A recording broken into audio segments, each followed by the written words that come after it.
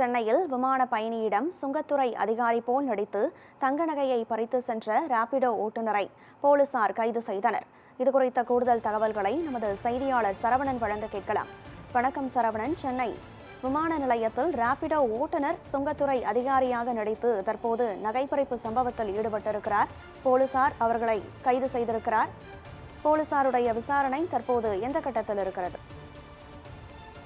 வணக்கம் கனவேரா.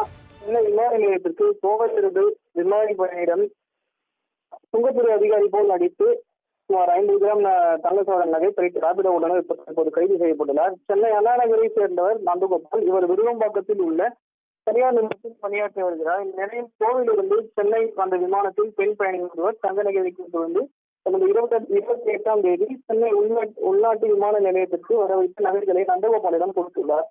நகைகளை வாங்கிக் கொண்டு நந்தகோபால் செல்ல முற்பட்ட போது கிருஷ்ணாப் வாலிபர் வந்து அவரிடம் என்ன செய்கிறீர்கள், நீங்க என்ன செய்து கொள்ளுங்கள், தகவல் என்ன இருக்கிறது என்று விசாரிப்பதற்கு சுங்கத்துறை அதிகாரி உங்களிடம் உங்கள் மீது சந்தேகம் இருக்கிறது, தங்க நகைகளை பெற்றுக்கொண்டு நீங்கள் சுங்கத்துறை அலுவலகத்துக்கு வர வேண்டும், மேலும் விரிவாக விசாரிக்க வேண்டும் என்று சொல்லி அங்கிருந்து சென்று விட்டார்.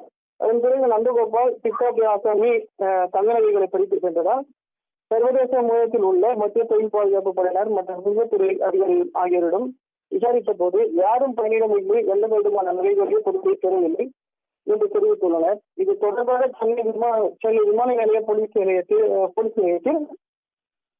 நந்தகோபால் புகார் அளித்திருக்கிறார். விமான நிலைய போலீஸ் இன்ஸ்பெக்டர் தாண்டி வழக்கு பதிவு செய்து புகாரின் அடிப்படையில் விமான நிலையத்தில் உள்ள தங்க நகை படங்களை ஆய்வு செய்து விமான பயணியிடமிருந்து தங்க நகை லட்சணத்தை சுங்க அதிகாரி போல் நடித்து பறித்து சென்ற ஆசாமி யார் என்று தீவிரமாக விசாரணை மேற்கொண்ட போது திருச்சியை சேர்ந்த சையத் முஷரப் என்பதும் ஒரு மதிப்பக்கத்தில் தங்கி ராபிடோ ஓட்டுநராக பணிபுரிவதும் தெரிய வந்தது.